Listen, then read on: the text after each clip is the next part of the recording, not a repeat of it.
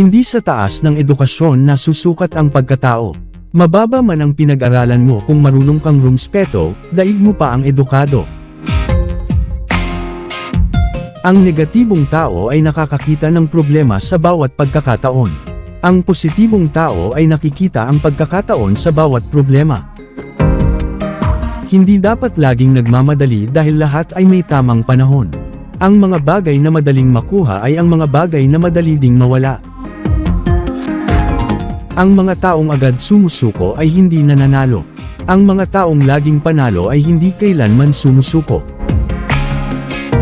Huwag mong sanayin ang sarili mo sa pagsisinungaling, kasi baka dumating yung araw na ikaw mismo sa sarili mo di ka na naniniwala.